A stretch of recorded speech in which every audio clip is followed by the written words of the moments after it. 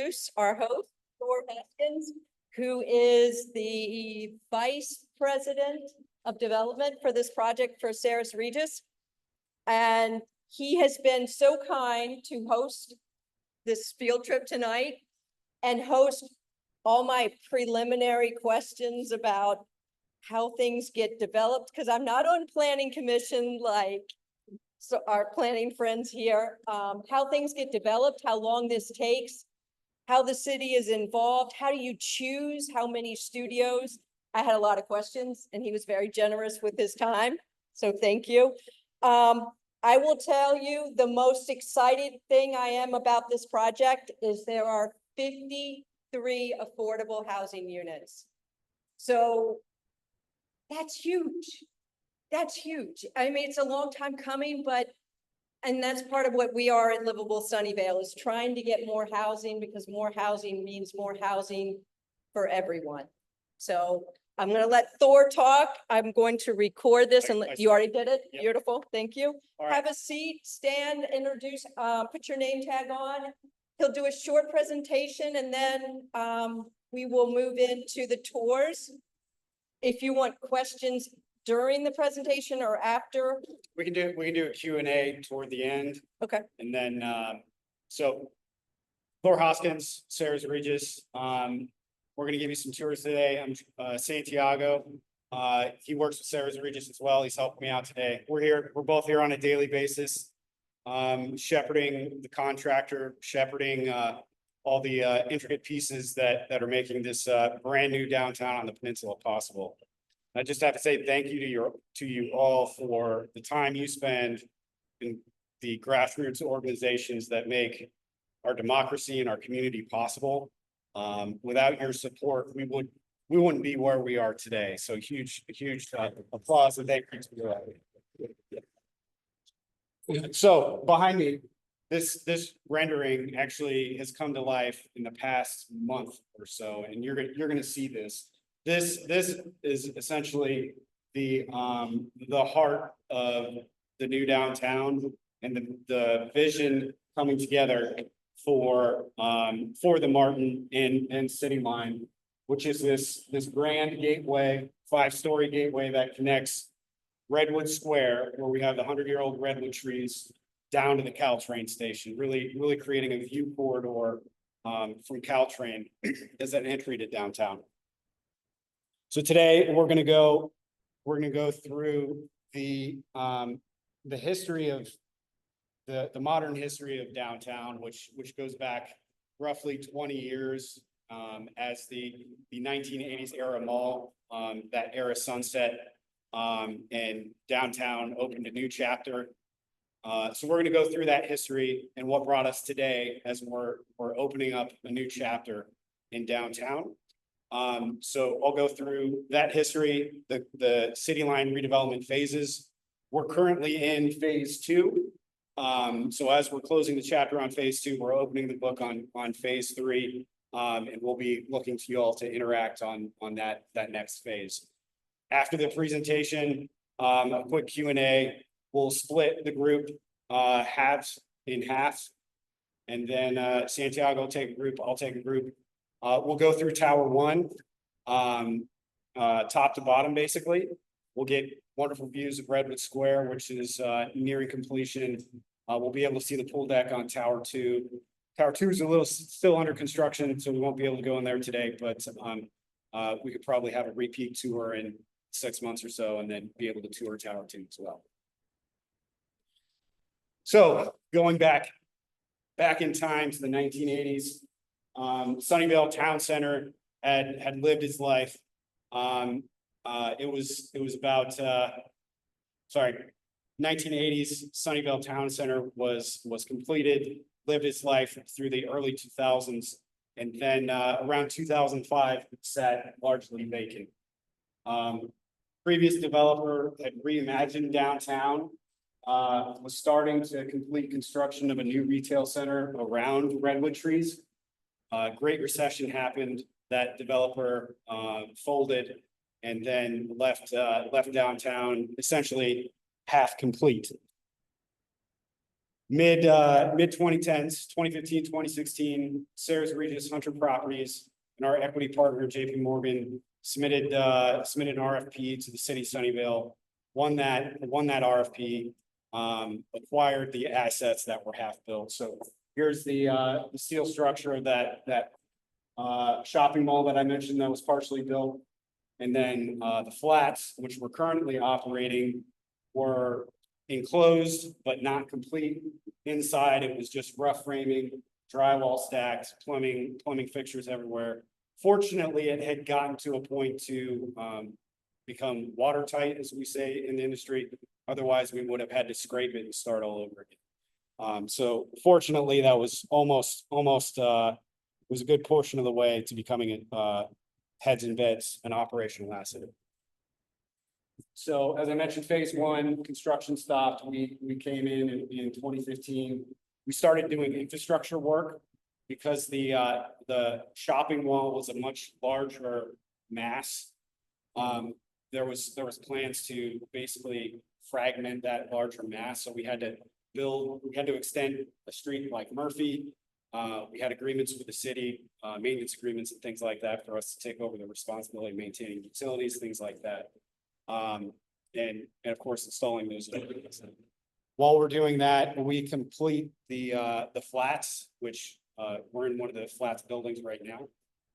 So above our heads, we completed those units, got everyone moved in. 2020, we completed Block T, which is Whole Foods, AMC Theater. And of course, the pandemic happened. Completed Flats West out on Iowa, which was essentially an extension of the Flats community. And then while we were doing all that work in downtown, we were doing our entitlement efforts on what is being built right now, which is Block 3, which is the Martin residential community with roughly 480 units. And then the 2 office buildings sitting adjacent to historic Murphy and along Washington. So this was the vision to really tie in the historic fabric of the redwood trees and historic Murphy, along with Caltrain. This orange area, these orange streets, which are Murphy and McKinley, those being the main retail corridors. And then these obviously being the nodes within the city connecting to Caltrain. So really Redwood Square being an additional hub to downtown along with historic Murphy. And of course, along the way to create vibrancy, the City Line team really played part in the events downtown, from the winter ice rink to summer concert series, Jazz and Beyond, Sunnyvale Farmers Market, through our relationship with Downtown Association, and continually creating that vibrancy that keeps foot traffic and sense of community in downtown as we continue to make progress on the various phases. And again, thank you to Livable Sunnyvale, Sunnyvale Community Services, to mention Downtown Association, Bay Area Council. Those were the key community support pieces of community support that we received to get our entitlements approved. So as I mentioned, flats in the phase one, completing that, we brought 25 affordable units online as part of that phase. And then Flats West, which is down here along Iowa, that was an additional 9 low income units. Building T, including Whole Foods and AMC Theater, that was about 150,000 square feet of retail. And the key for creating that livelihood in downtown is incorporating anchor retail tenants like Whole Foods that really bring people into the downtown. So turning the page into phase two, so the downtown specific plan and was entitled in 2021. Same year, we broke ground. So we quickly turned the page once we got those entitlements to start construction. And then this year, we're working on completing this asset. And we're concurrently, it's a little slow pace, but we're working on phase 3 entitlement while we're completing construction on phase 2. So in this phase, the Martin. Does anyone here know who Martin Murphy is? Martin Murphy, founder of Sunnyvale. So we named the Martin after Martin Murphy next to historic Murphy. So there's a little bit of a nod to the history of Sunnyvale and the naming. And as Angela mentioned, this phase brings a total of 53 affordable units online, which include basically a mix between very low, and moderate income. Roughly 30,000 square feet of retail. And in this rendering, you can see there's a grassy area here that's programmed to host events. We're going to have our ice rink there. And you can see this fountain here. It'll really be a beacon of downtown Sunnyvale. And then to support the live work concepts, we have a mix of office, roughly 650,000 square feet of office between 2 separate buildings. And there's an additional about 95,000 square feet of retail as well. So the affordable housing program, it's people ask me all the time, what are the rents? And that's a very complicated answer. So I just provided kind of a breakdown in our affordable housing agreement. An example of where our affordable housing units are on our 4th floor. And then these are the rental limits.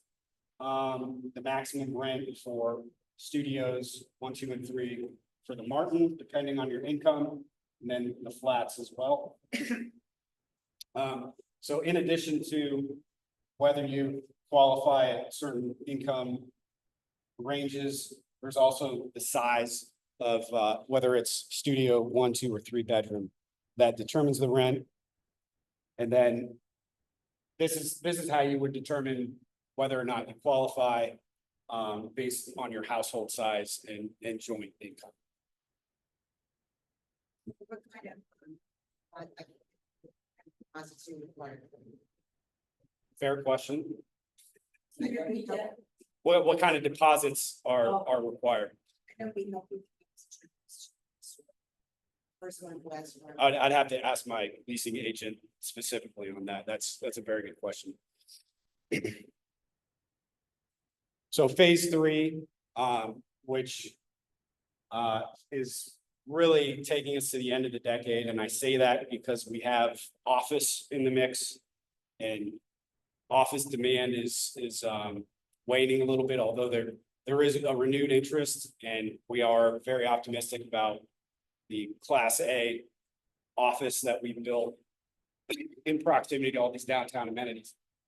So it might take us a little while to get more office built as demand justifies it, but block 6 being down towards Sunnyvale Avenue, which is where that parking lot is next to historic Murphy. That will be redeveloped in this next phase. That's the big piece. And then we have townhomes along Iowa. Then along Matilda is another office building that we have planned. So just some stats to take away overall. This, by the way, is Old Sunnyvale Town Center. And that's 2025 and beyond. So you can see a huge difference in the aerials from essentially 20 years ago to now. So we have the 100-year-old redwood trees that we preserved as historic fabric of downtown. The the building itself has a very unique shape as you walk around it. And it's essentially shaped around that grove. So that's why it's bent in certain angles. It's roughly 35 acres in this downtown area, that have been under redevelopment over the past 20 years. When we're complete, we will have developed, about 1,100 residential units, over 150,000 square feet of retail, and then, about 1 million square feet of office, all while achieving LEED and WELL certifications on the various phases. And just running through the appendix real quick. I'll provide this slide deck to everyone at Livable Sunnyvale. This is a website where you can find all the information that I was presenting today, along with where you would submit an application for affordable housing. That all goes through the city. It's run by a lottery-based system. And then they feed us a batch of applications that we then go one by one through in order to determine the best fit for our available units. And forgive me, I'm a little bit of a construction nerd, but this is one of my favorite parts of the project when we got to climb the tower crane all the way to the top. Santiago joined me along with the general contracting team. So we had, at one point in time, we had 4 tower cranes down here. There was an additional one office building next to Caltrain. Down here, this is the excavation from space. You can see here, this shadow line right here is that basically where the basement cuts around Redwood Square to preserve those redwood trees. And then here, basically the gateway coming together with that view corridor straight through Redwood Square. Any questions before we go on the tour? No, that was an example. It's mixed all in. Let me show you. So on average, we have 5 units per floor, but once we get up to the upper levels, as the building steps back, we reduce our unit counts. Then the top floor units are dropped down to 3 and 2. And those 11 and 12, by the way, are our penthouse units. So we have penthouse units that are essentially affordable units, which they have an upgraded finish scheme and things like that. So it's very, very equitable. Any other questions? You said downtown.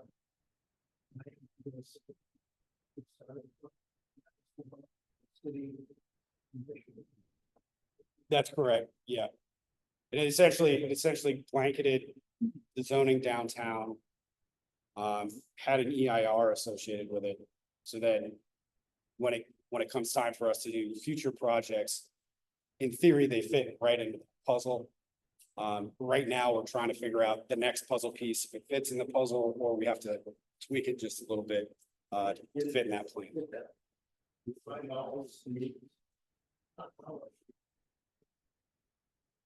Retail, how much?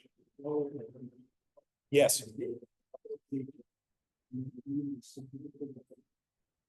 correct. The RFP was in the mid, is basically 2015. That competition was before the entitlement phase, essentially. But as part of that was a vision for downtown and winning that RFP. And then after that initial napkin sketch, you then take it through the various committees, get community input to kind of meld that napkin sketch and mold it into what eventually becomes a plan. Any other questions? I think you said this, but of those 53 affordable units, are they all either occupying or renting? So all the 53 are built. We're currently going through leasing. We have all the ones in Tower 1 available. I think we're at about 10 of 53 leased as of now. But we're still leafing through our first 100 applications, depending on how things are going. We might have to go back to the city and get more.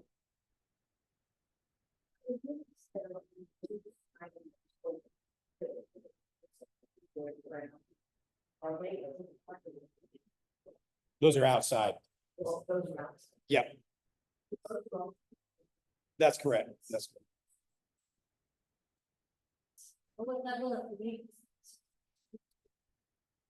So on the Martin, we have the base level lead certified, and then we also have Cal Green certification. That satisfies the city.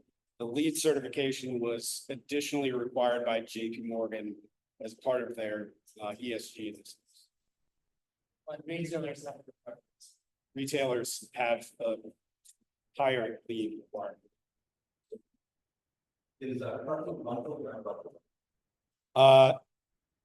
Parking is unbundled. But it depends.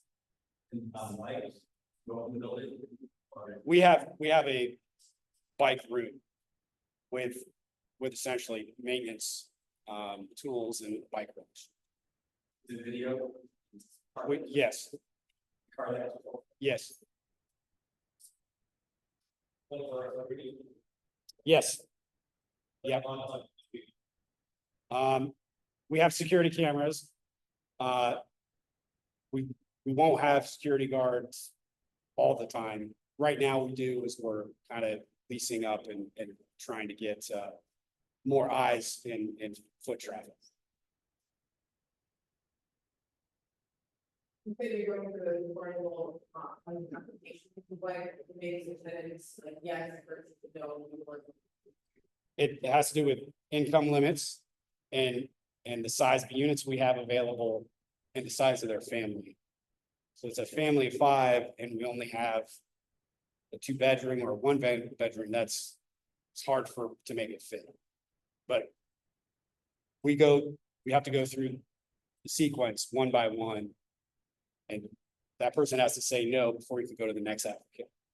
So that's why we're only at 10, even though we have more available. It just takes time to communicate with the applicants. Could you just share what you've noticed in the retail space? Oh, yes. So, we broke ground during the pandemic. We didn't know where we'd be in a couple of years. Now that we've completed this phase of downtown Sunnyvale, we're noticing vibrancy in several ways. One of which we have our 30,000 square feet of retail has roughly 10 units. We already have 6. We signed 1 retailer, but we have a total of 6 retailers, basically either signed or in the process of negotiation. So what we're seeing is, as we've developed this block 3, other retailers have come along along McKinley. And then we have this interest in taking over the retail space that we just built that is coming much quickly than we would have anticipated. So metaphor I like to use is the tide is rising in Sunnyvale, and we're seeing it on several fronts, and retail is one of those fronts. Any other questions? Thor has said about negotiating slides, and they'll also share his now so that they have questions. Later on, we can send that. Thank you. So Angela, if you would help the dividing line in the groups.